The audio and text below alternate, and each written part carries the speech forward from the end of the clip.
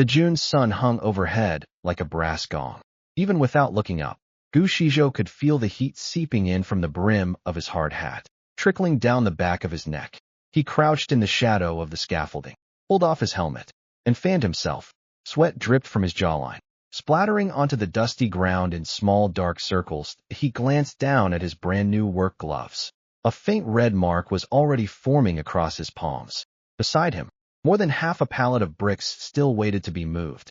He'd barely rested 2 minutes before the foreman's voice bellowed from across the site. "Hey, new kid, you done resting?" Move it. Gu Shizhou took a deep breath, jammed the helmet back on, and stood. He bent down, scooped up an armload of bricks, and carried them toward the wheelbarrow. His gray-brown work pants were streaked with mud. The cuffs of his sleeves had begun to fray. From head to toe, he looked like any ordinary construction laborer. One knew that the young man, catching his breath beside the brick pile, had been sipping pour-over coffee in the penthouse suite of the Gu Corporation just 3 months ago. He'd made a bet with his father, Gu Jingting. 2 months. No revealing his identity.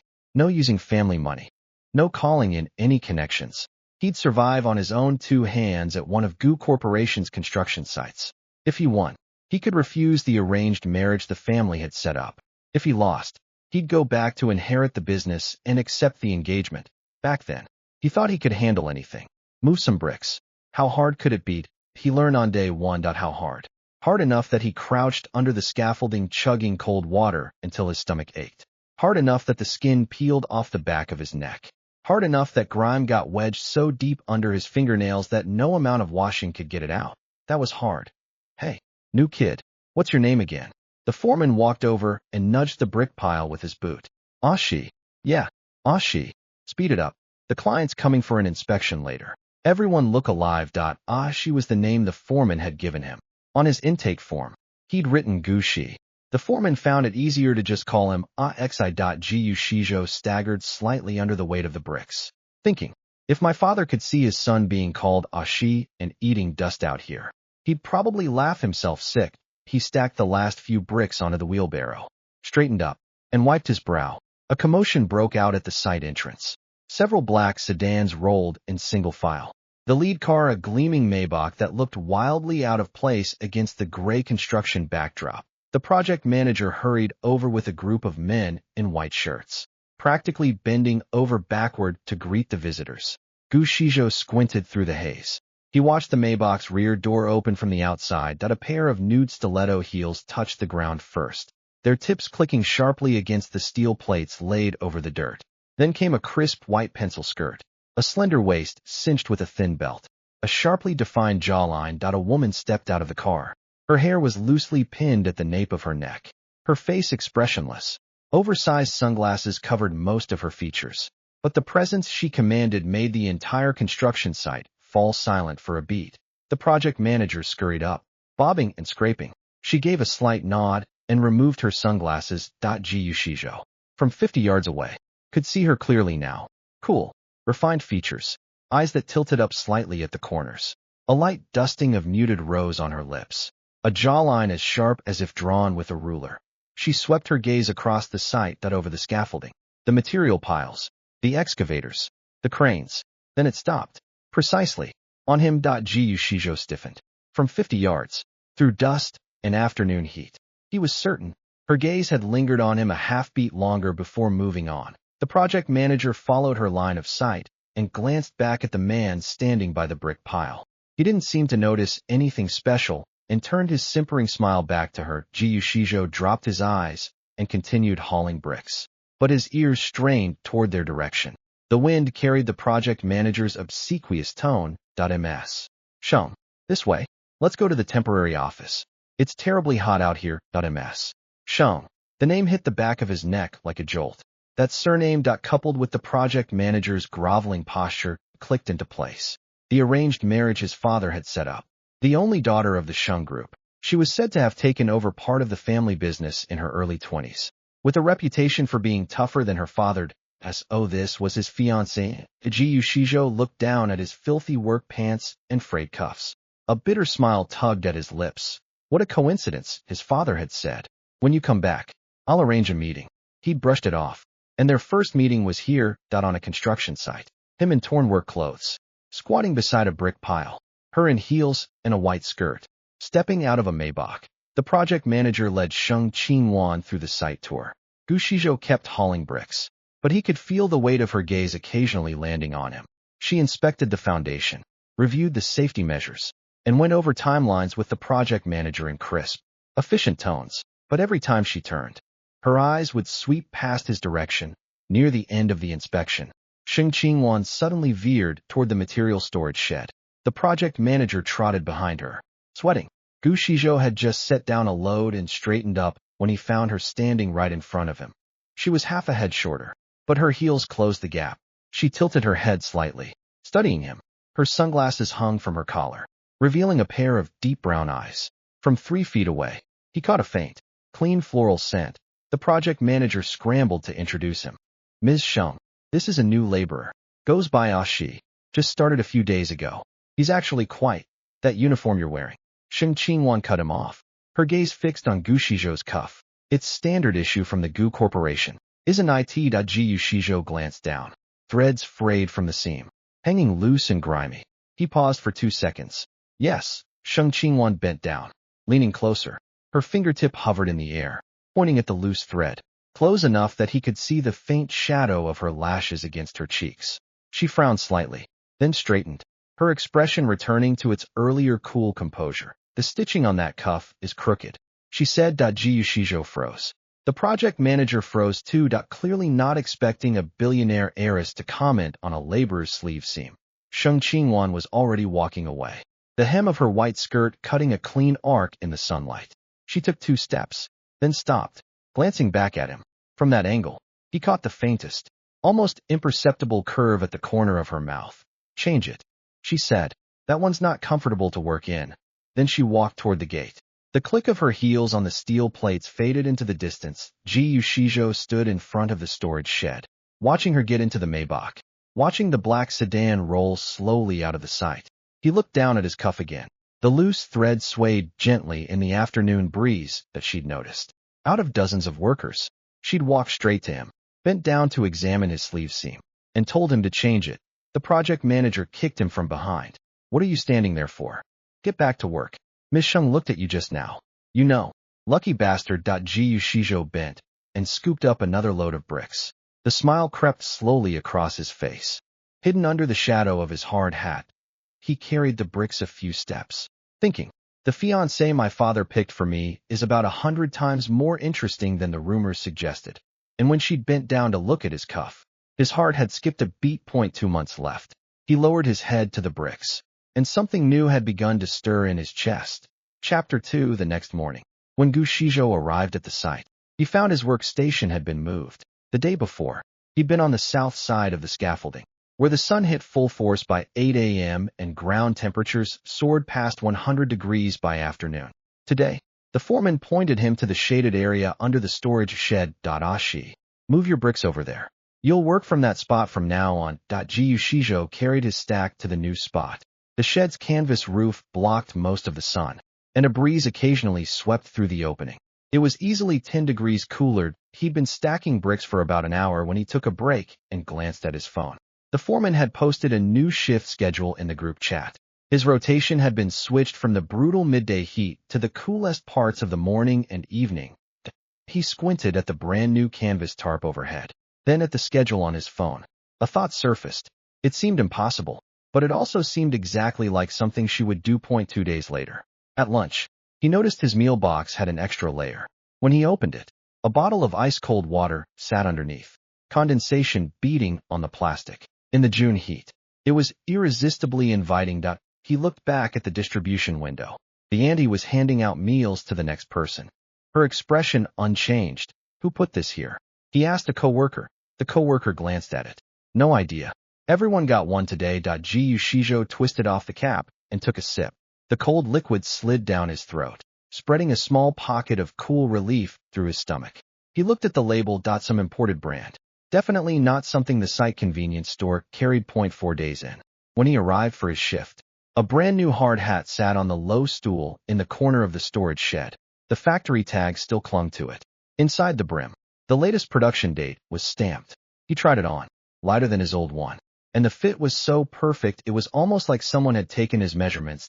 He walked a few steps with the new helmet, then reached up and ran his fingers along the inside seam. His fingertips brushed against a piece of paper. He pulled it out and unfolded it. A pale pink sticky note. One line of handwriting, neat and elegant. The final stroke curving slightly upward. Cuff fixed. Sheng Qingwan Gu Shizhou stood under the storage shed, gripping the note, his heart pounding like he'd just downed a shot of adrenaline. He turned toward the temporary office. The two-story modular building had a window facing the shed. At that moment, the window was half open, and Sheng Qingwan stood behind it, holding a white coffee cup. Through the glass, she met his gaze without flinching. When she saw him turn, she didn't look away. She even lifted her cup slightly, as if toasting him from across the distance. Then she lowered it and disappeared behind the window frame. Gu Shizhou read the note again, his thumb tracing the words cuff fixed. He folded it carefully and tucked it into his work jacket's inner pocket, pulling the new helmet back on. He bent down and started stacking bricks again. After a few loads, he couldn't help smiling. The curve of his mouth refused to stay down. A co-worker passing by asked, "Ashi, you find money on the ground or something?" He shook his head. "Nothing. At lunch." He pulled out his phone and sent a message to his father. "Dad, the fiancée you arranged, has she ever been to a construction site before?" About 5 minutes later, his father replied, "No. She said she wanted to see what you looked like when you suffered." Gu Shizhou stared at the message. She wanted to see what you looked like when you suffered. So she hadn't come to inspect the project. She'd come to watch him. Had she already recognized him the moment she took off her sunglasses and stepped out of that Maybach? He leaned against the storage shed pillar, phone in hand. Suddenly, that faint curve of a smile when she'd bent to look at his cuff on the first day took on new meaning. At the time, he thought she'd just noticed the loose thread. Now he understood what lay beneath that smile. She knew who he was. From the very first day, she'd recognized her fiancé squatting by a brick pile, eating dust, and she said nothing, just tossed off a casual, "Change it." Then the next day, she'd moved him to a shaded work spot. Day 3, she'd added a bottle of imported water to his meal. Day 4, she'd sent a custom-fitted hard hat with a note tucked inside. Cuff fixed. He pocketed his phone and bent down for another load of bricks. As he carried them past the shed, he glanced up at the window. It was closed now, but he knew she was likely still inside. He smiled slightly in that direction, then turned back to work. Later that afternoon, the foreman came out of the temporary office carrying a bag, which he handed to Gu Shizhou. "Ashi, from the higher-ups. New employee benefit. Get yourself something that fits." Gu Shizhou opened it. Inside were 2 new sets of work clothes. The size was exactly his. The cuffs were sewn with neat, tight stitches. Machine precise at first glance, but up close, clearly hand-stitched. He ran his thumb along the stitching and tucked the clothes away. That afternoon, he worked with noticeably more energy, moving bricks nearly twice as fast as the day before. A co-worker remarked, "Ashi, you on some kind of stimulant today?" Gu Shizhou stacked another load onto the wheelbarrow and glanced up with a grin. "Yeah, won the lottery." At the end of the day, as he passed the temporary office, he looked up and saw the light on in the second-floor window. He paused, walked over to the case of water they'd just restocked in the shed corner, grabbed an unopened bottle, and placed it on the bottom step of the stairwell. Then he pulled a sticky note from his pocket and wrote, ".1 water back to you. Thanks for the helmet." Ashi pressed the note under the bottle, turned, and walked away. After a few steps, he glanced back. The bottle and note sat quietly in the twilight. He smiled and quickened his pace toward the dorm. The next morning, when he arrived, the bottle was gone. In its place sat a piece of candy, .1 of those plain peppermints wrapped in clear plastic. A new note was stuck to the wrapper. "Changed my preference. Give me a heads up next time." Gu Shizhou unwrapped the candy and popped it into his mouth. The cool mint burst across his tongue, carrying a faint undercurrent of sweetness. He crunched it, looking up at the second-floor window. There she was again, coffee cup in hand, watching him. Morning light fell across her from behind, gilding her silhouette. She gave him a slight nod. The same cool, composed gesture from the inspection day. But Gu Shizhou noticed her finger tracing the rim of the cup. A slow, unconscious motion. He nodded back, pulled on his new helmet, and walked into the storage shed. The candy wrapper he kept, folding it neatly and tucking it with the note that said cuff fixed. As he moved bricks, he occasionally touched his pocket, feeling the two pieces of paper pressing against his thigh through the thin fabric.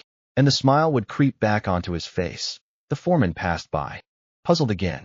Ashi, why are you always grinning like an idiot lately? Gu Shijo set down a load and wiped his brow. Nice weather. The foreman looked up at the overcast sky, shook his head, and walked off. Gu Shijo bent back to the bricks. The two pieces of paper lay folded together in his pocket. He thought, 55 days left. He'd have to count them carefully. Every day after work, he'd leave something on the stairwell steps. A piece of candy, a bottle of water, a note that said thank you, like exchanging intelligence. And every night, the light in the second-floor window would come on at exactly the right time. Every morning, a new reply would be waiting. He felt like a spy passing secret messages at the docks. The only difference was that every message made his heart beat a little faster. And the person receiving his messages was his fiancée, whom he'd never formally met, but who had already left 2 notes in his pocket. Chapter 3 Friday night. Some of the workers dragged Gushijo out for late-night food. Ashi, you can't keep hiding in your dorm. Come out for a drink. Old Lou grabbed his arm and wouldn't let go. You've been here almost 2 weeks. You haven't come to a single group dinner. Tonight, you're coming. Gu Shijo couldn't refuse. He was half pulled, half dragged into a barbecue joint called Old Liang's Grill. The place was small, with a few plastic tables and chairs set up outside. The smell of charcoal and cumin wafted far into the June night. The guys ordered a case of beer and several platters of skewers. Oil stains on the tables gleamed under the lights. Gu Shijo sat in the corner with an unopened beer in front of him. He hadn't touched alcohol in 2 weeks. Life hauling bricks had given him the habit of falling asleep the moment his head hit the pillow. 3 rounds in. A group of tattooed men at the next table started getting loud. One of them, a bald guy with a flushed face, suddenly turned toward Old Lou's table and shouted, "Hey, you lot, brick carriers, right, dressed like mud monkeys. You think you deserve to drink?" The Gu Shijo's chopsticks paused. Old Lou stood up, trying to smooth things over. "Brother, each table minds their own business." The bald guy slapped the table. "Each table minds its own business. I want to drink with you. You game. Loser pays the whole table's tab." His tattooed buddies egged him on. Kicking over an empty bottle that shattered on the floor, Gu Shijo set down his chopsticks and stood. He was a good head taller than the bald guy, even in his dusty work clothes. The way he straightened his shoulders made the tattooed men pause. That he stepped forward, putting himself between Old Lou and the bald guy. "We'll drink our own drinks and pay our own tab," he said evenly. "Pick another game." The bald guy squinted at him, a sneer curling his lip. "Pretty boy, who the hell do you think you are?" Before Gushijo could react, the bald guy shoved him in the chest. Gushijo sidestepped, but the palm caught him on the shoulder, throwing him off balance. He braced himself against the table's edge, his fists clenching. A cool voice cut through from the entrance. "Stop!" Everyone turned. Sheng Qingwan stood in the doorway, wearing a black lightweight coat over a simple white dress, utterly out of place in the greasy, smoky barbecue joint. Behind her stood 2 tall men in suits. Expressionless, flanking the entrance, she walked in, her heels crunching over broken glass, and stopped directly in front of the bald guy. She was much shorter than him, but when she tilted her head up to meet his gaze, the chill in her eyes was enough to make anyone shiver. "You just laid a hand on him," she said. The bald guy's mouth twitched. "And who the hell are you, Sheng?" She tilted her head slightly. "Sheng Group, the construction site across the street, is my project. And the man you touched." She glanced toward Gushijo, her gaze pausing on his face for a fraction of a second. "Is one of mine." The bald guy went still for a good 2 seconds. The color drained from his face. The Sheng Group's name carried enough weight in this city that even a street thug knew better than to mess with them. He stepped back, shoulders hunching. Ms. Sheng, it's a misunderstanding. We were just drinking. Having fun. Having fun is fine. Sheng Qingwan's voice was calm and clear, every word distinct. But laying hands on someone isn't. She stepped aside, and the 2 bodyguards moved forward. The bald guy and his tattooed buddies scrambled for their jackets, squeezing past the door. Where one of the bodyguards put out an arm, almost tripping the bald guy as he fled. The restaurant went quiet.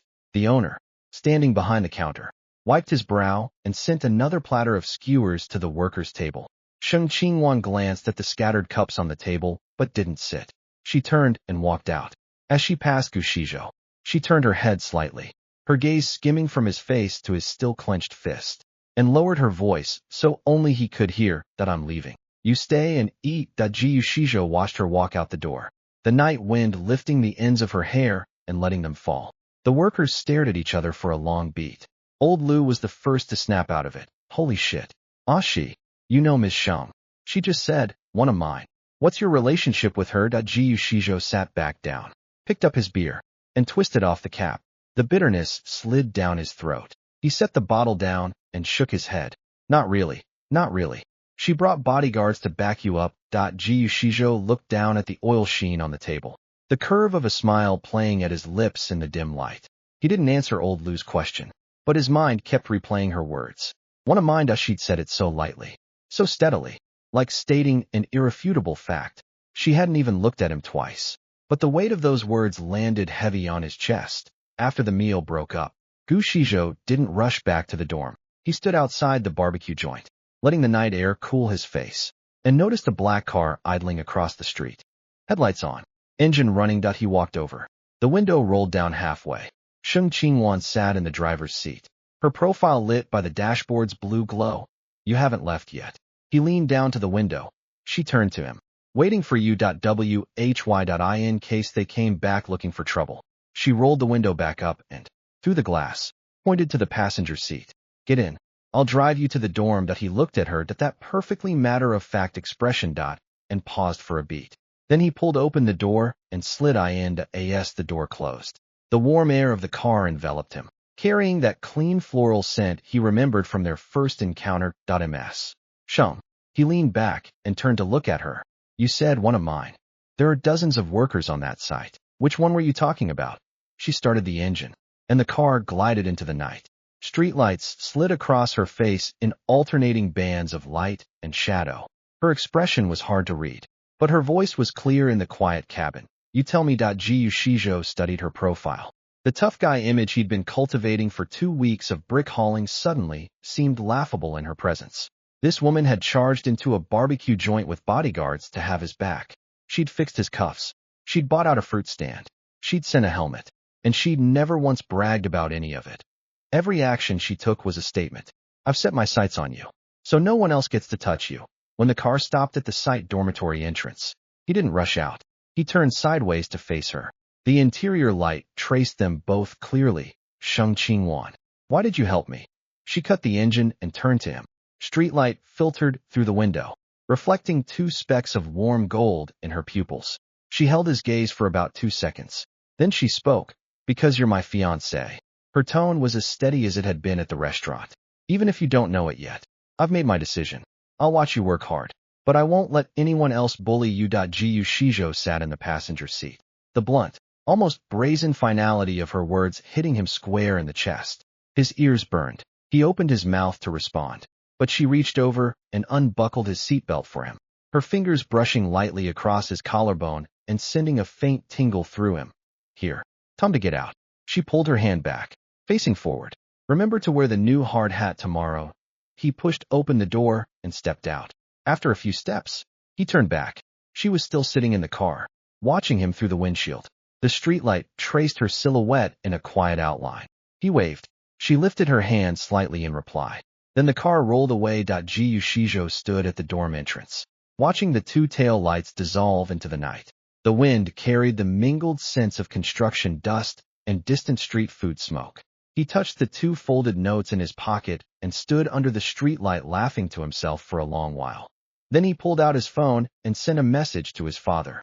Dad, we can keep the bet going, but I'm not backing out of the engagement. It was a long time before his father replied. A voice message.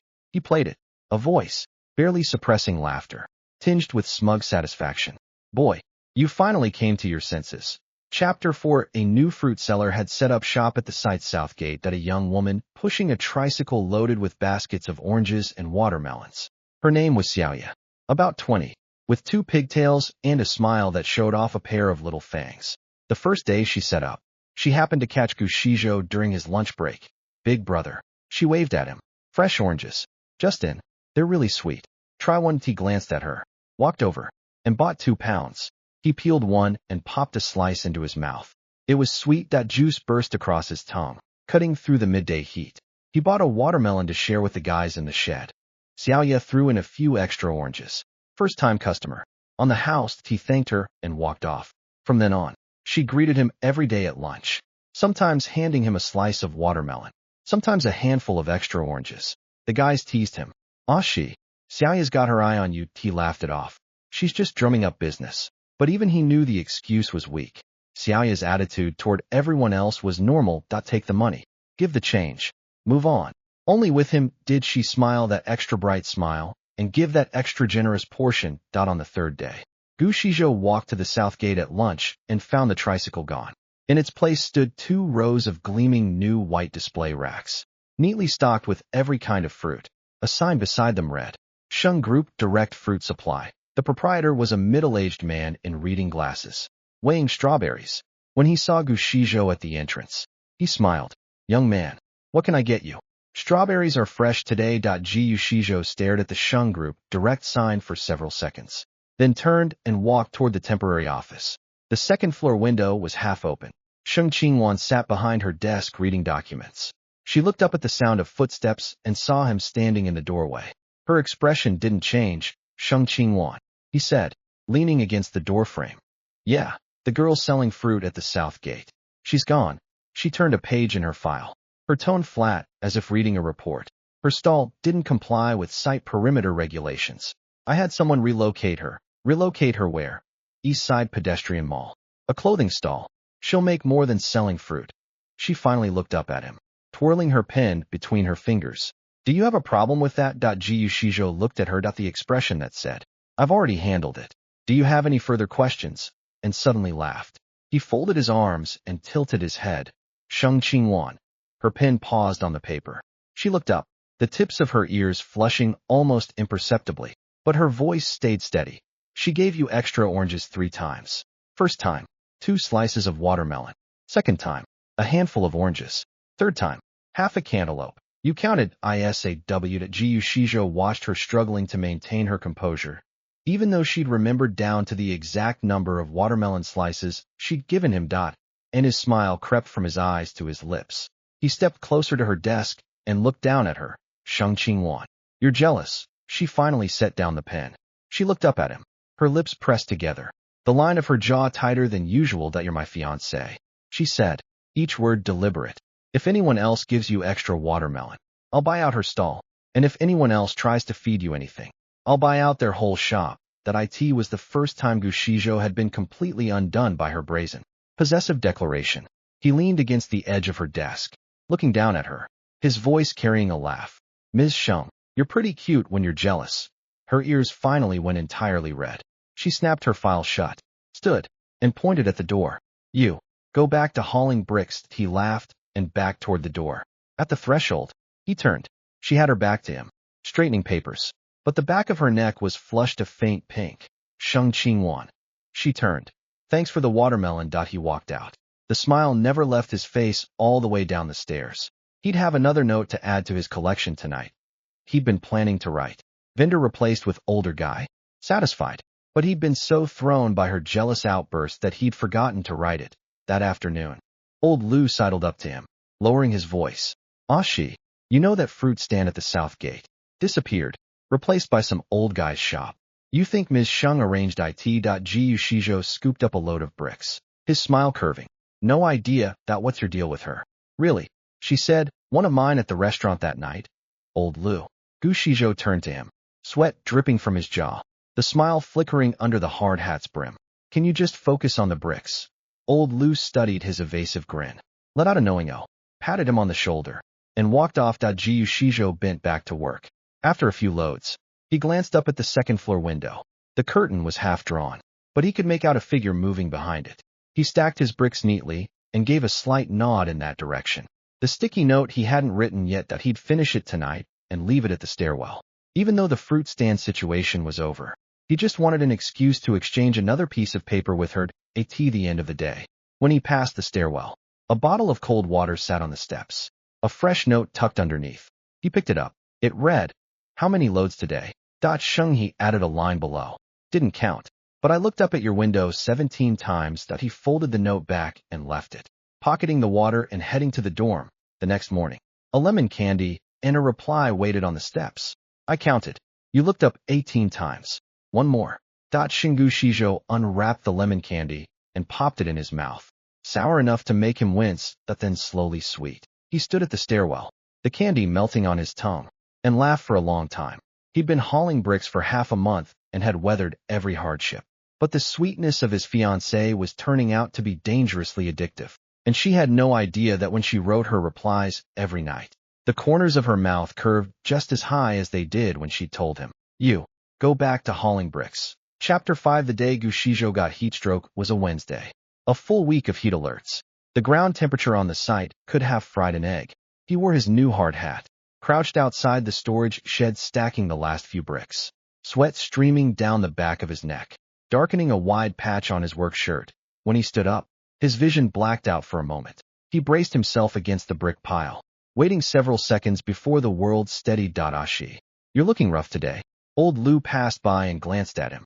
"You should hit the medical tent." "I'm fine." Gu Shijo waved him off and crouched back down, but after 2 more loads, his hands started to fail him. His knuckles went numb. His head felt heavy, like something was knocking steadily against the inside of his skull. He sat down against the storage shed pillar, pulled off his hard hat, and rested it on his knee. He closed his eyes. When he opened them, his vision was doubled. He touched his forehead, burning. He tried to stand, to get back to the dorm and lie down.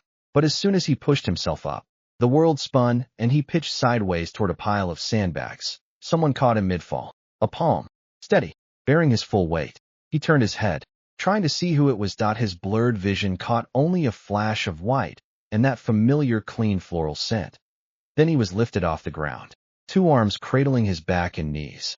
He was being carried. Gu Shijo, at over 6 feet, being carried like a child.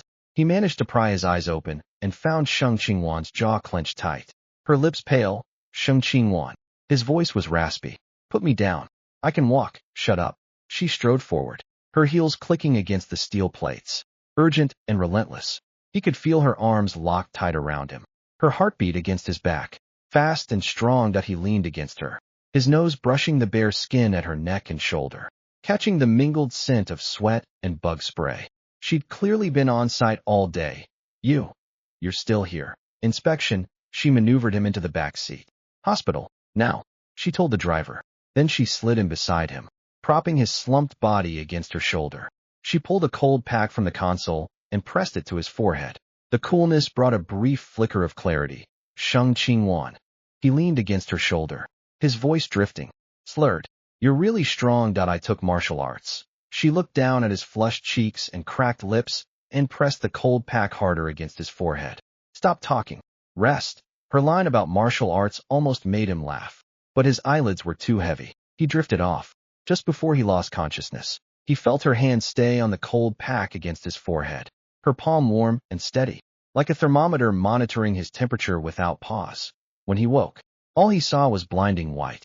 He blinked several times before his eyes adjusted to the fluorescent lights. He was in a private hospital room, and 4 line ran into his left hand, saline dripping steadily. The room was quiet, just the soft hum of the machines and the white noise of the air conditioner. He turned his head. Sheng Qingwan sat in the chair beside his bed, a stack of files spread across her lap, a pen in her hand. She'd changed into a simple white blouse, her hair pulled into a neat low ponytail. A faint shadow of sleeplessness hung under her eyes. He stared at those shadows for a long moment and rasped, "Sheng Qingwan." Her head snapped up. Their eyes met, and her pen scratched a line across the paper. She set it down and leaned forward, pressing the back of her hand to his forehead. The fever broke. She pulled her hand back, and the tense edge in her voice relaxed by half a degree. It hit 102.9. "The doctor said if you'd come any later, you'd have been severely dehydrated. You stayed all night." He looked at the shadows under her eyes, at the slightly wrinkled corner of her collar. Clearly she hadn't changed. She didn't answer. She sat back, picked up her file, and turned a page. "You skipped lunch yesterday, didn't you?" He thought about it. He had. It was too hot. He'd taken 2 bites and put the chopsticks down. No lunch. 6 hours of outdoor work. Not enough water. She didn't stop flipping pages. But beneath that flawless composure, a thin, hard layer of concern bled through. If you're not feeling well next time, say something." Gu Shijo washed her face, the expression that said you'd better come clean. The corner of his mouth curved. He reached out and, through the 4 line, touched her wrist. She paused mid-page. "Sheng Qingwan." he said, his voice raw. You were worried. She finally set down the file and looked up.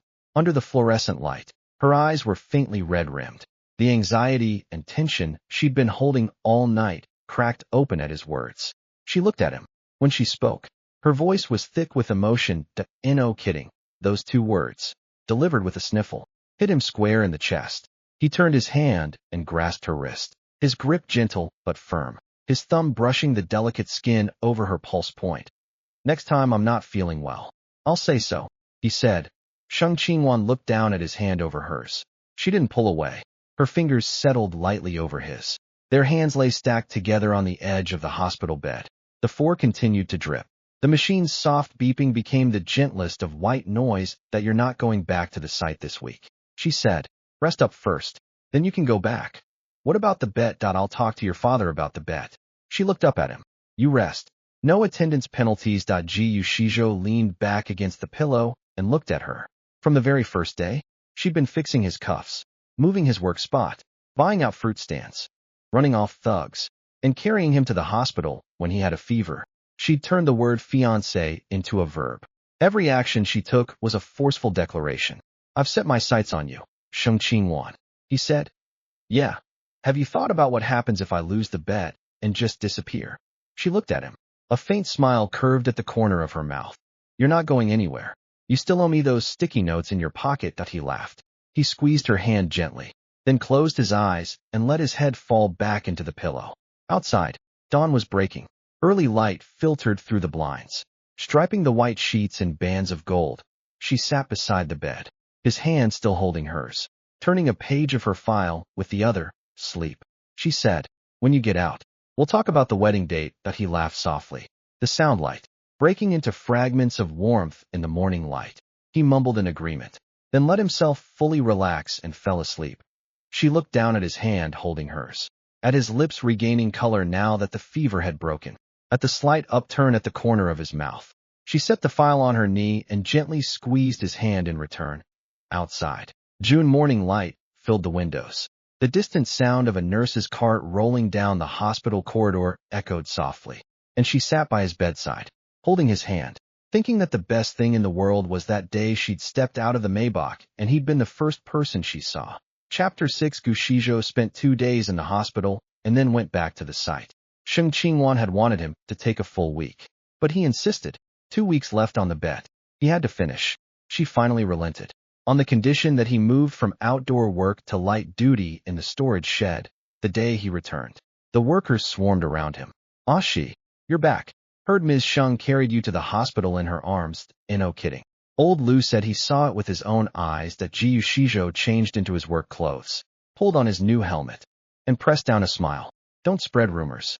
I passed out. Ms. Sheng happened to be passing by. Old Lu slapped his shoulder. Ah, you think we're stupid? Ms. Sheng's Maybach was parked outside the site gate for 2 days straight. The 2 days you were in the hospital. She sat behind that storage shed window the whole time. That's passing by. Gu Shizhou didn't answer. He bent down and started hauling materials. But the curve of his smile was bigger than any of them had ever seen. So big that old Lu secretly snapped a photo and posted it in the site group chat. This kid, Ashi, is grinning like he just found a pot of gold. Gu Shizhou kept his head down, thinking about something else. The night he'd been hospitalized, she'd stayed by his side all night. At dawn, she'd dozed off in the chair. He'd woken to find her head resting on the armrest, her lashes casting fine shadows in the morning light. He'd made a decision then. He needed to tell her the truth about the bet. He couldn't let her keep doing all these things for him under the guise of fiancé while he still wore the Ashi name tag and pretended to be just another laborer. All week he looked for the right moment, but every time he saw her, he opened his mouth and closed it again. How did you tell a girl who'd fixed your cuffs, bought out a fruit stand, carried you into the hospital? That actually, I'm your fiancé. Friday night, he called his father. Dad, I want to end the bet early. Gu Jingting was silent for 2 seconds, then let out a laugh. What? Got caught? No. Gu Shizhou leaned against the metal frame of his dorm bed, watching the dusk outside the window. I'm afraid if I keep hiding it, she'll think I'm deceiving her. His father was quiet for a moment. That Sheng girl has a strong character. She's not going to turn on you for something like this. But if you want to tell her, then tell her. The bet was always about knocking you down a peg. not breaking your heart. After the call, Gu Shizhou sat on the edge of the bed for a long time. His phone screen lit up and dimmed. Lit and dimmed. He opened Sheng Qingwan's chat thread, typed a few words, deleted them. Finally, he locked the screen and stood. He was going to the temporary office to find her. He'd barely reached the door when a knock came. He pulled it open. She stood outside in a blush-pink knit top and dark slacks, holding an insulated bag. Dusk slanted through the window at the end of the hallway, casting a long, warm glow behind her. Heard you had a bit of a fever again today. She lifted the bag. Kanji from the cafeteria. Drink it while it's hot. Gu Shizhou looked at her standing there in the doorway. His throat tightened. He stepped aside and let her in. She walked into his 10-square-meter dorm room, her gaze sweeping over the hard hat by his bed and the stack of work clothes on the table. Then she turned to face him, leaning against the table's edge with her arms crossed, head tilted slightly. The dusk light from the window fell across her face, and a sly smile played at the corner of her lips. Gu Shizhou, she said, using his full name. When were you planning to tell me who you really are? He froze. He stood in the doorway, hand still on the handle, looking at her leaning against the table. That knowing smile on her face, that like she'd been waiting for him to confess all along. His brain went blank for several seconds before he managed a dry response. When did you know? First day. She curved a smile. You were squatting under the scaffolding drinking water. Hard hat crooked. There's a mole on your collarbone, just peeking out above your collar. Your father showed me your photo. Same mole in the exact same place. He touched his collarbone instinctively. He barely even noticed that mole himself. She'd seen it from 50 yards away. So you knew the whole time. She opened the insulated bag, revealing a thermal container. The lid came off and the scent of rice filled the air. She set the bowl on the table and pushed it toward him. The cuffs were fixed by me. The hard hat was bought by me. The water was swapped by me. The fruit stand was moved by me. All of it, as your fiancé. She straightened and walked toward him, stopping an arm's length away. She looked up at him. Her eyes turned a warm golden brown in the dusk light. Gu Shizhou, when were you going to tell me? He looked into her eyes, so bright in the twilight, and the words he'd been holding back for days finally spilled out. I made a bet with my father. 2 months. No family money. No revealing my identity. Survive on my own. If I win, I can turn down the arranged marriage. And at the beginning, you wanted to win. She tilted her head slightly. At first. He looked at her. Then the first day, when I saw you step out of that Maybach, I didn't want it anymore. The corner of her mouth curved. Why? Because you were so beautiful. He said it plainly. Beautiful enough that squatting there hauling bricks felt worth it. She laughed. A light, short sound. The smile lingered at her lips, like the last sliver of twilight refusing to fade. She turned and pushed the kanji bowl toward him. Drink. He lifted the bowl and took a few sips. The warm rice slid down his throat, spreading warmth from his stomach to his chest. He set the bowl down and looked up at her. She was standing at the window, looking out at the dusk, her profile softened by the evening light. Sheng Qingwan, he said. Yeah. Are you mad at me? She turned her head to look at him. The last sliver of sunset caught her eyes, making them glow. Mad about what? She said. That you squatted there hauling bricks for 6 weeks without telling me, or that you got sick and refused to say anything. His grip on the kanji bowl tightened. Neither. She turned to face him fully, walked over, and brushed the stray strands of hair from his forehead. Her fingertips grazed his brow with a faint coolness. The sight of you hauling bricks was 100 times more appealing than those suited-up rich boys I've seen. I saw the hard work you put in. That's worth more than any bet. He looked down at her hand brushing his hair, her fingers cool against his brow. He reached up and gently took her wrist. Should the bet keep going then? Yes. She curved a smile. 2 weeks left. You haul your bricks. I'll inspect my site. When the bet's over. She pulled her hand from his and walked toward the door, glancing back at him. Come to my house. Meet your mother-in-law. The door closed behind her. Gu Shizhou stood in the middle of his dorm room, kanji bowl in hand, staring at the closed door for a long moment. Then he lifted the bowl and took a big gulp. The warm rice aroma spread over his tongue. He leaned against the edge of the bed and laughed for a long time. Outside, dusk had fully settled. Streetlights began to glow below, painting the sill of his window in a warm golden edge. He set the empty bowl on the table and pulled from his pocket that note she'd left with the lemon candy. Change my preference. Give me a heads up next time. He read it again, folded it back, and put it away. He picked up his phone and texted his father.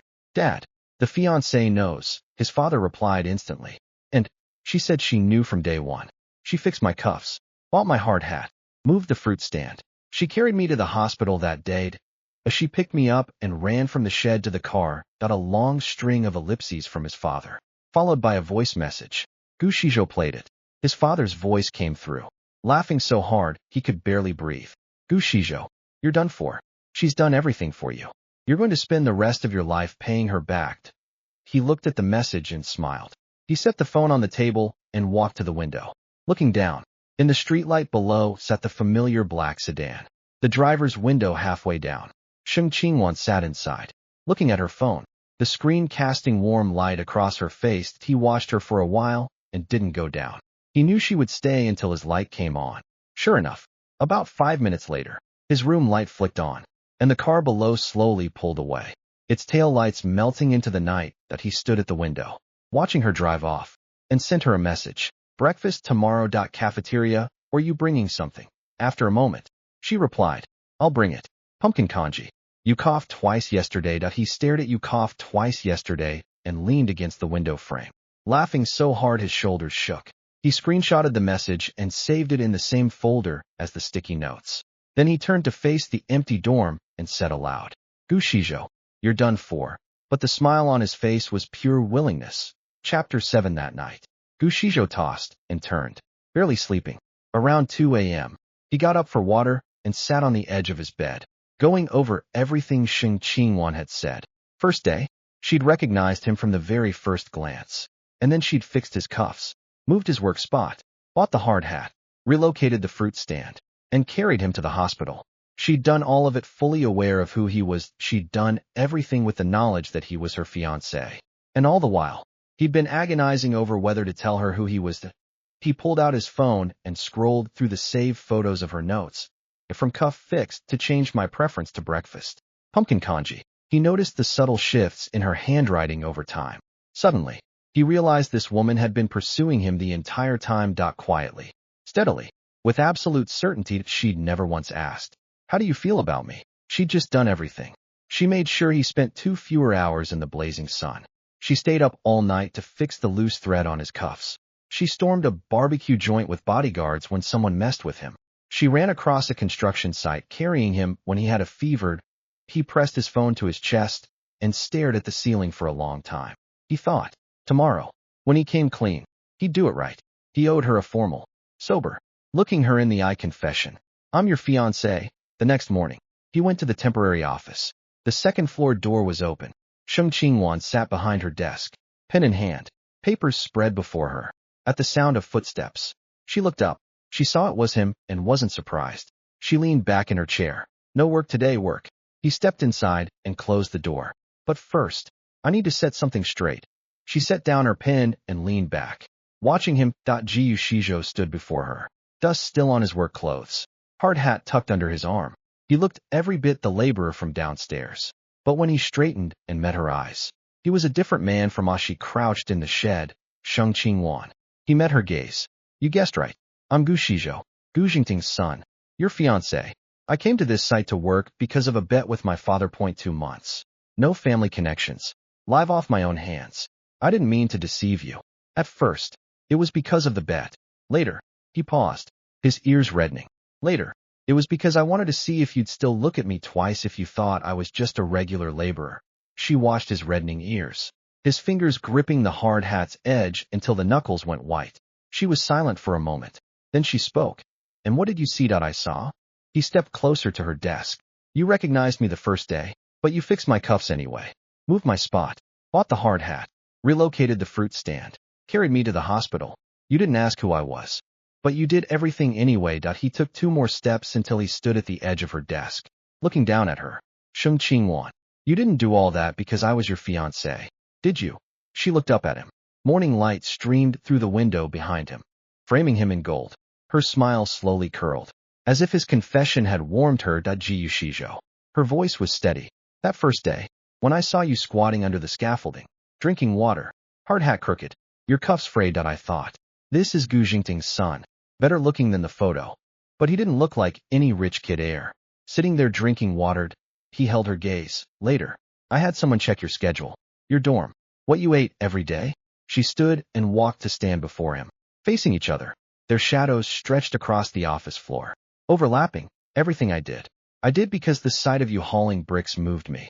It had nothing to do with the Gu Shizhou identity. Nothing to do with the fiancé title. So, Sheng Qingwan, he said, looking at her. You fell for a brick-hauling laborer named Ashi. Yes.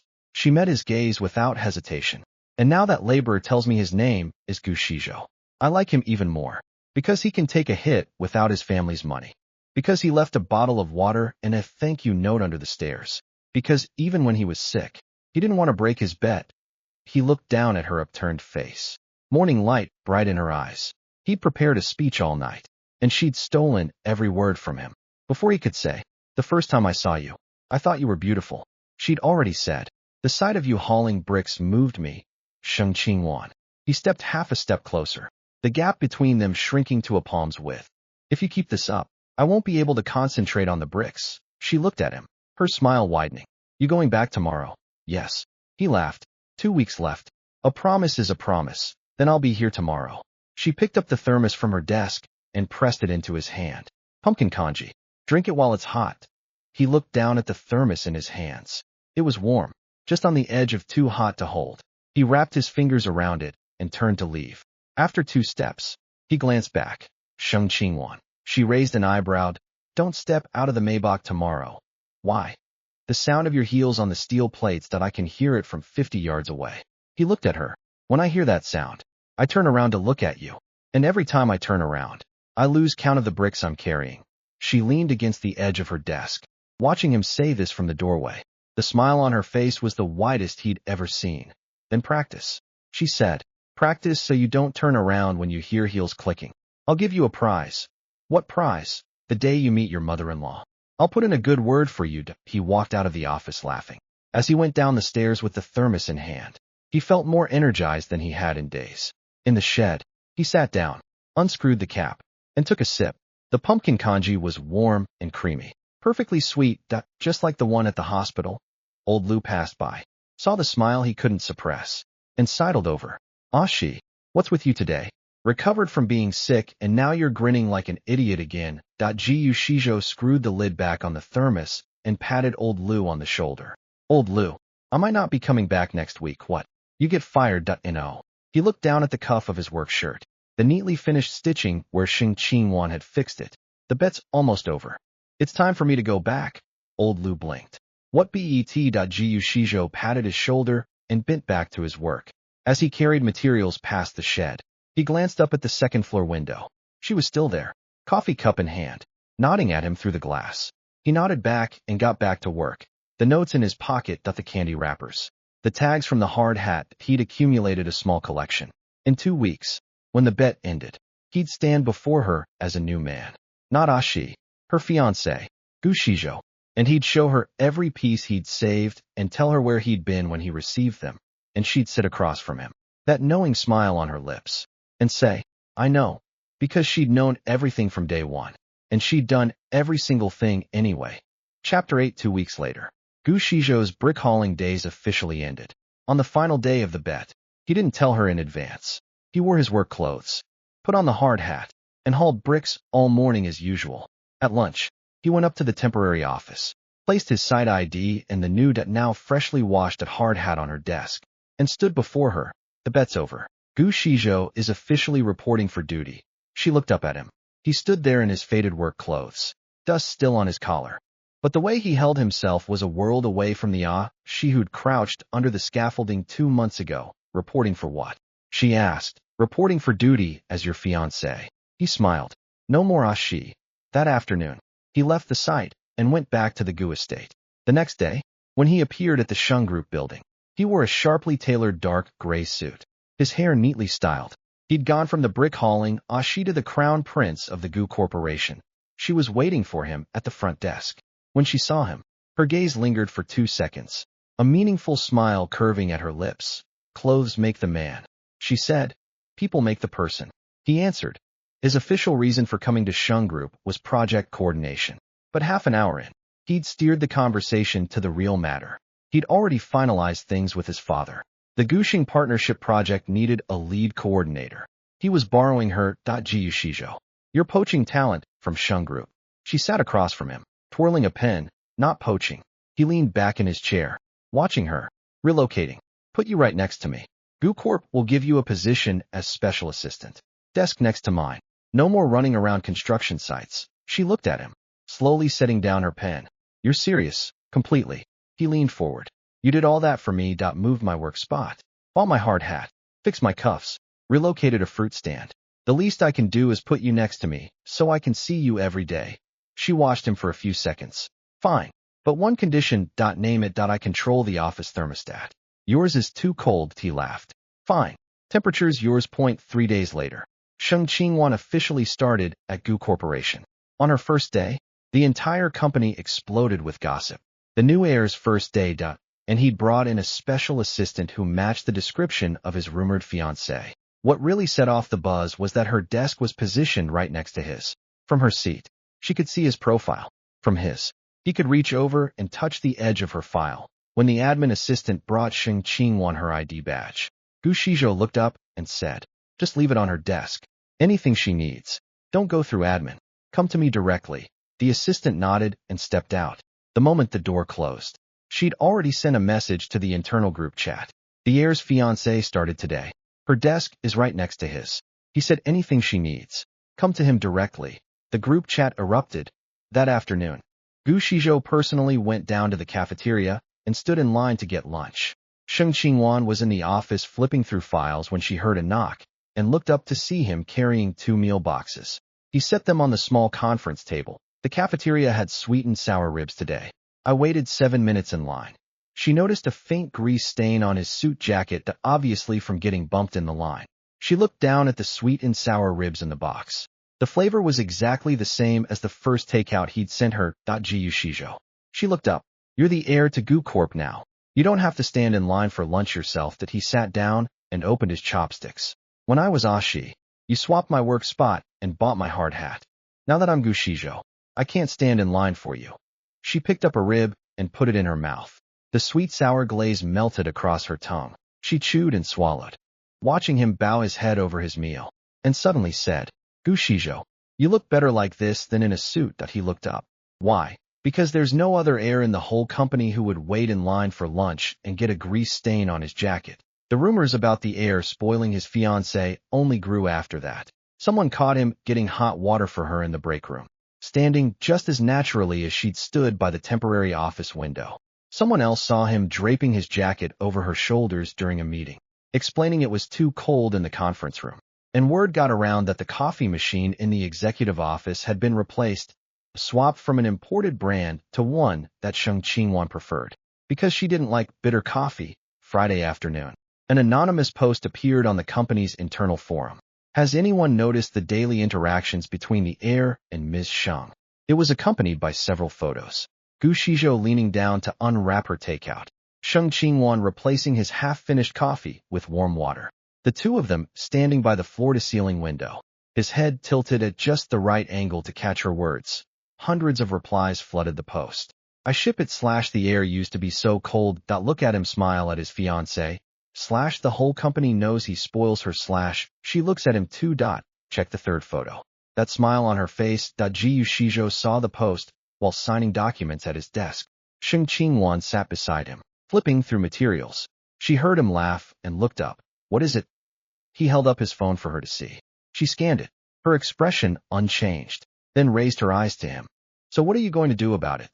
He pulled his phone back and, right in front of her, registered a forum account under his real name. He commented under the post. Good to know. Keep them coming. Let everyone know. Within 2 minutes of posting, the forum's activity had doubled. She watched him register the account name Gu Shijo and saw his reply. She set down her materials and leaned back in her chair. Gu Shijo. She said, you weren't this flashy on the construction site. Back then I was afraid of getting recognized. He set his phone down and turned to face her. Now I'm the Gu heir. I want everyone to know. Know what? That Sheng Qingwan is mine. He met her eyes. Same words as the construction site. Just a different setting. She looked at him. That slow, deliberate smile appeared at the corner of her mouth. She didn't say anything more, just bent her head back to her files. But her page flipping slowed noticeably. He leaned back in his chair, watching her profile. He remembered her stepping out of the Maybach, taking off her sunglasses, and how he'd squatted behind the brick pile, staring up at her, thinking she was untouchable, from another world. Now she sat half a meter away, flipping through files on his desk, from the construction site to the office, from Ashi to Gushijo, from swapping sticky notes on the stairwell to public forum comments. She'd spent 2 months turning him from a brick into an entire building she wanted to keep. And now he stood willingly on the foundation she'd laid, waving at everyone. See this? She's mine at the end of the day. He stood, jacket in hand, glancing over at her. Let's go. Dinner at your place tonight. Your mother invited us. She closed her file and stood, reaching over to brush the faint grease stain off his jacket. Let's go. They walked out of the office together. Employees in the hallway stared, then quickly looked away. He walked on the outside, his arm lightly resting on the small of her back, shielding her from a coworker carrying a stack of boxes. She felt the warmth of his palm on her back and didn't pull away, just leaned slightly closer to him. As the elevator doors slid shut, she said, Gushijo, that post today, let everyone know. Were you serious? The elevator descended, numbers ticking down. He turned to look at her. In the reflection, the two of them stood side by side. Serious. He said, from now on, everything you do at this company is tied to me. Food, water, the thermostat, overtime, all tied to me. She met his eyes in the elevator's mirrored wall, her mouth curving. Then bring me coffee tomorrow. What flavor? Different one. Last one was too sweet. Got it. I'll remember. The elevator doors opened. He stepped out half a step ahead, holding the door for her. The evening sun flooded the lobby from the floor-to-ceiling windows, casting their shadows long across the marble floor. He looked down at their two shadows, side by side, one tall, one shorter, intertwined like two trees that had grown together for years. 2 months ago, squatting under the scaffolding, he'd never imagined he'd be walking beside her like this, and the same hand that had fixed his cuffs now hung just inches from his. Chapter 9. Dinner with her mother went more smoothly than he'd expected. Sheng Qingwan's mother was warm and perceptive. She'd clearly heard the full story of his 2-month stint on the construction site from her daughter. She asked no difficult questions, just smiled and served them both food that as they were leaving. She took his hand and said, Qingwan's always had a mind of her own. If she's chosen you, I trust her judgment. He looked at Sheng Qingwan across the table, her lips curving slightly, and thought that the best decision he'd ever made was that stupid brick-hauling bet. 2 days later came the signing banquet for the Gushing joint venture. Sheng Qingwan wore a pale pink gown, her hair pinned up to show her long neck. When he pulled out her chair, he noticed the faint, tiny mole on the side of her neck. It just about where his own collarbone mole sat. He thought, even our moles are symmetrical. Call it fate. The banquet. Glasses clinked and circulated. As the central coordinator of the joint venture, Gushijo's wine glass rarely emptied. Several senior executives from Sheng Corp came by to toast him. Sheng Qingwan intercepted 2 rounds for him, but he downed the rest himself. By the 3rd round, his ears were flushed. He steadied himself on the table's edge as he sat back down. When the banquet ended, his assistant had to help him out. She followed behind, watching his unsteady steps, then took over from the assistant. He leaned half his weight on her shoulder, turning to bury his face in her neck, his breath warm with wine. Sheng Qingwan. He mumbled, Oh, you know why I agreed to my father's bed. She kept walking, holding him up, waiting for him to continue. He rubbed his face against her shoulder, his voice muffled. I was afraid you'd see me as just another rich kid coasting on family money. I wanted you to see that I could take the hardship, haul bricks, sleep on a metal frame bed, eat cafeteria food, be called Ashi. I wanted you to see I'm not just my family name.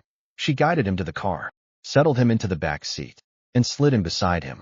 As the driver started the engine, she leaned sideways and looked at his profile against the seat. She reached up and brushed the stray hair from his forehead. And did you see what I saw? She asked. He looked up, his eyes sobering slightly under the weight of her question. Streetlights slid across his face in alternating light and shadow. He stared at her for a long moment, his voice clearer than before. What did you say? She leaned against the seat, looking at him sideways. The streetlight caught her eyes in tiny flecks of warmth.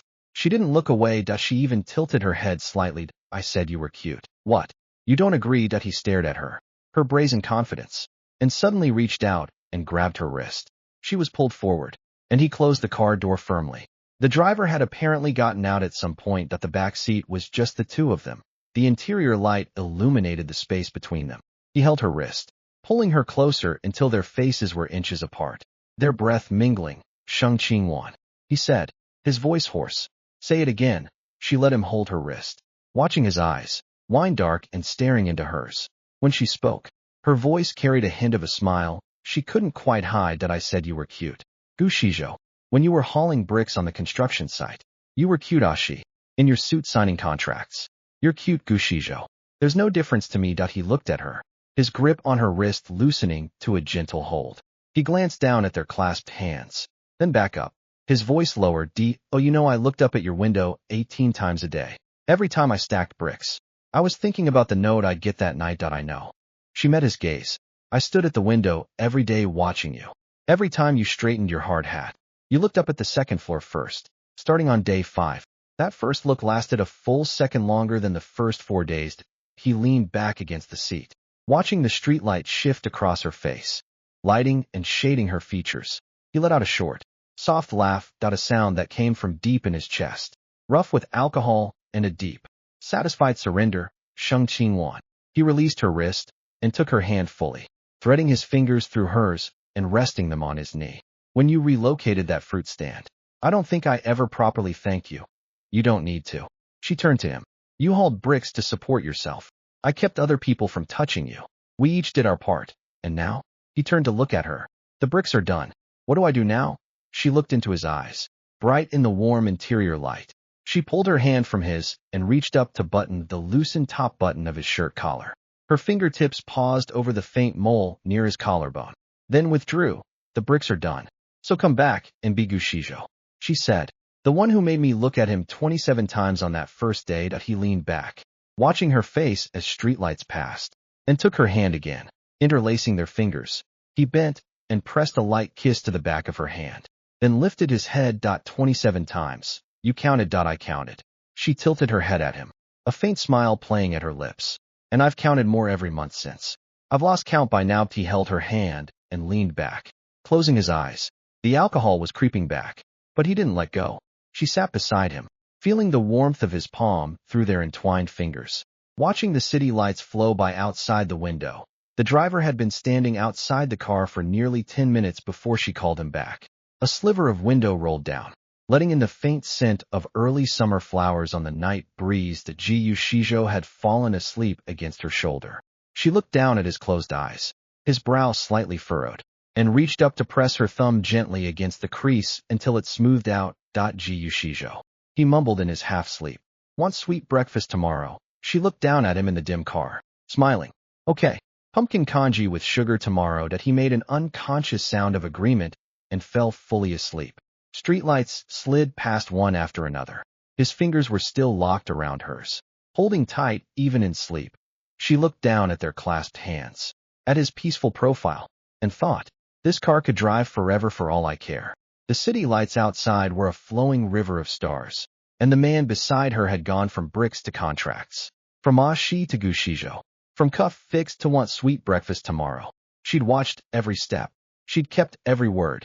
She thought, the destination for this car is probably as far as they'll walk together. Chapter 10. 3 months later. The commercial park was completed. At the ribbon-cutting ceremony, Gu Shizhou stood on the platform beside Sheng Qingwan, with both fathers and several distinguished guests. When the red silk was cut, applause thundered. The electronic screen at the park's entrance lit up with the words, Sheng Gu Joint Industrial Park. The sun hit the new glass curtain walls in a blaze of reflected light, washing the whole park in warm gold. After the ceremony, the crowd dispersed. Gu Shizhou didn't go to the celebratory banquet. He took Sheng Qingwan's hand and led her across the freshly laid granite pavement, past the fountain and the newly planted ginkgo saplings. Deeper into the park, she let him pull her along, her heels clicking against the stone. Where are we going? He led her to the back section of the park, where, among the gleaming new buildings, they found a small corner that had been designated as a rest area. A few osmanthus trees, a bench, and light gray anti-slip tiles. In the corner, beside the bench, stood an old scaffolding pipe, enclosed by a low barrier. She stopped at the sight of it. The pipe's surface still bore the rough, industrial paint from the old construction site. It looked utterly out of place among the pristine new park, yet it was cordoned off, with a small brass plaque beside it. Engraved on the plaque, Gu Shijo's first day on the job. This spot bears witness to where a rookie began. She turned to look at him. He stood beside the pipe, dressed in a perfectly tailored suit, unrecognizable as the grimy laborer who'd once crouched under this very scaffolding. But his expression was the same, his eyes slightly crinkled, his mouth carrying that sun-bleached, unvarnished honesty. "You kept this pipe," she said. "Yeah?" He patted the pipe. "I told the park designers to preserve the spot where I spent my first day. Someday, people visiting the park will walk past this corner and see this plaque. You want the whole world to know you hauled bricks here. I want the whole world to know." He looked at her, pulling a small velvet box from his pocket. "That I met you here." He went down on one knee. She looked down at him, kneeling beside the old scaffolding pipe. He opened the box to reveal a simple diamond band. Something was engraved on the inside of the ring. Sunlight filtered through the ginkgo leaves, spilling over both of them. Distant celebratory music drifted through the park. "Sheng Qingwan." He looked up at her, the sun warming his gaze. "The day you fixed my cuff, I knew I wanted to spend the rest of my life in your hands. When you relocated that fruit stand, I secretly laughed for days. When you carried me to the hospital, I thought, this is the one." As she looked down at him on one knee, his profile traced in gold, the reflection of herself shone in his eyes. "How many bricks did you haul that first month?" she asked suddenly. He blinked. "I didn't count. I did." She met his gaze. "Day 1, you crouched under the pipe and drank 2 bottles of water. You made 6 trips. Day 2, 8 trips. From day 3 on, you averaged about 11 trips a day." He looked up at her, his smile spreading. "You counted that too, yeah?" She extended her hand. "You said I looked at you 27 times. I calculated how long you looked at me. 3 seconds. Because when you were drinking water, your hard hat was crooked, and you paused mid-adjustment." He slipped the ring onto her finger. The simple band fit perfectly. Like it had been measured down. He stayed on one knee, looking up at her. "Sheng Qingwan, in those 3 seconds you were looking at me, what were you thinking?" She looked at the silver ring on her finger, at the man who had gone from Ashi to Gushijo, from hauling bricks to cutting ribbons. She smiled as her eyes curved. "I was thinking, even squatting, he looks good. Standing, he'll look even better." He stood and pulled her into his arms. Sunlight fell through the ginkgo leaves, scattering around them like gold foil. The distant music drifted on the breeze, mingled with the faint scent of osmanthus. She leaned against his chest, looking down at the ring on her finger, then back at the old scaffolding pipe behind her. "Gu Shijo," she said into his chest. "You're sure you want to keep this pipe? From now on, every time you come to the park for meetings, you'll walk past this corner, past the spot where you first hauled bricks." "Sure." He bent and kissed the top of her head. "Someday, when my son or daughter asks how I met their mother, I'll bring them here and say, your mother stepped out of a Maybach in a white skirt and heels, and the first thing she saw was me crouched here drinking water." She laughed against his chest, reached up to straighten his suit collar, which had gone askew in the embrace. Her fingers brushed along his collarbone, grazing the cool edge of the ring on her finger. "And when your son or daughter asks how you ended up with her," she prompted. He thought for a moment and held her tighter. "I'll say your mother chased me. She fixed my cuffs, bought my hard hat, relocated a fruit stand, carried me to the hospital, before I could do anything. She'd already caught me." She laughed and thumped his chest softly. He caught her hand, lifted the ringed finger to his lips, and kissed it. Then he led her back toward the park exit. The granite pavement still bore traces of the dust they'd tracked across it months ago, when he was in worn work clothes and she was in heels, crossing the same ground. Now the ground was new. Buildings stood tall. People filled the park. But in the corner, that old scaffolding pipe remained under the osmanthus tree, bearing witness to a summer when a rich air had sat in the dust, and his fiancée had stepped out of her Maybach and leaned in to examine his cuffs. She walked beside him, glancing down at the ring on her finger. Sunlight reflected off its band. "Gu Shijo," she said. "Yeah, those 2 months of bricks you hauled, that's enough to last a lifetime." He kept walking, glancing sideways at her. The celebration ribbons still fluttered in the wind at the park entrance. The sun cast their 2 long shadows across the fresh pavement. He tightened his grip on her hand. "If it's not enough," he said, "I'll haul for 2 more months. As long as you're watching." She leaned into him, her heels clicking with steady confidence. Distant applause drifted through the park. The scent of osmanthus was carried on the breeze, settling between them. He held her hand, and the diamond on her finger flashed in the light. The old scaffolding pipe stood quietly under the osmanthus tree at the park's corner. The words on the brass plaque gleamed softly in the afternoon sun. This spot bears witness to where a rookie began, and that rookie was now holding the hand of the woman who'd created this park, walking past the spot where he'd started, toward the path where he'd made peace with his bet and his promise to her.